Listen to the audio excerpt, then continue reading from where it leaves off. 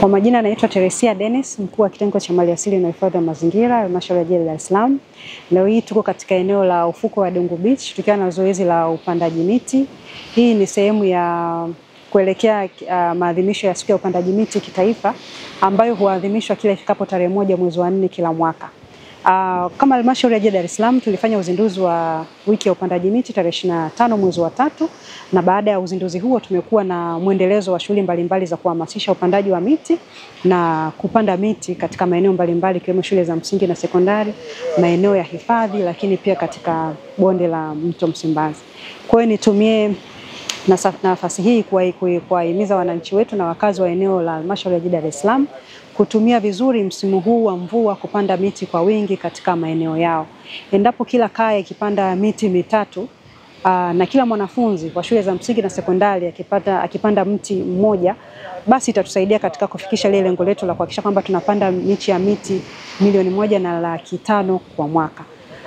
Kama halmashauri pia tumeendelea kufanya juhudi za kuhakikisha kwamba kuhakikisha upatikanaji wa miti unakuwa rahisi sana kwa wakazi wetu.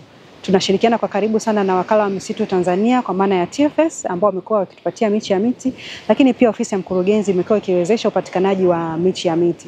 Na kwa mwaka huu 2024-2025 tumeweza kuuisha kitalu cha miti ambacho kipo katika bustani yetu ya mimea. Kitalu hicho kina uwezo wa kuzalisha takriban miche ya miti 50,000 kwa mwaka. Kwa hiyo lengo letu ni kuendelea kuanzisha vitalu vingi zaidi vya miti ili kuhakikisha miti inapatikana kwa urahisi zaidi na kuweza kuipanda katika maeneo mbalimbali.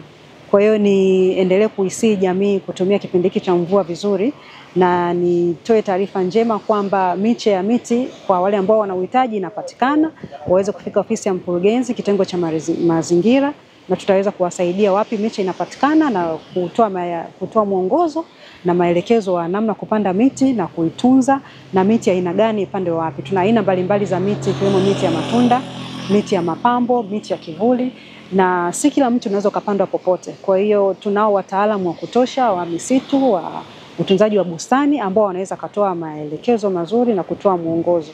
Kwa hiyo nitoe taarifa, ni wahimize wananchi kujitokeza kwa wingi, na sisi tupo kwa ajili ya kuwasaidia na kuhakikisha kwamba miche inapatikana na kuipanda kwa wingi katika maeneo yetu, hasa kwa kuzingatia umuhimu wa miti katika utunzaji na uhifadhi wa mazingira, hususan katika kukabiliana na athari za mabadiliko ya tabia nchi ambayo tumeshaanza kuyashuhudia katika jiji letu. Tumeshuhudia ongezeko la joto, lakini pia na mvua ambazo zinazidi viwango, na wakati mwingine mvua ambazo zinakuwa nje ya msimu. Kwa hiyo njia mojawapo ambayo inaweza kutusaidia kukabiliana na hizi changamoto ni upandaji wa miti kwa wingi katika maeneo yetu ili kuhifadhi na kutunza mazingira. Lakini kwa upande mwingine, kama halmashauri tumekuwa tukihimiza juu ya matumizi ya nishati safi ya kupikia. Tunapoendelea kubadili mienendo yetu na kutumia nishati safi ya kupikia, ina maana tunapunguza matumizi ya kuni na mkaa. Kwa kufanya hivyo pia tunaendelea kuitunza na kuilinda miti ambayo tunaipanda na kuitunza kwa gharama, na inatusaidia katika kuhifadhi mazingira. Kwa hiyo niendelee kuisii jamii kutumia kipindi hiki vizuri, kupanda miti kwa wingi na kuitunza, na sisi wataalamu tupo kwa ajili ya kutoa mwongozo na kuendelea kuielimisha jamii juu ya upandaji wa miti katika maeneo yetu.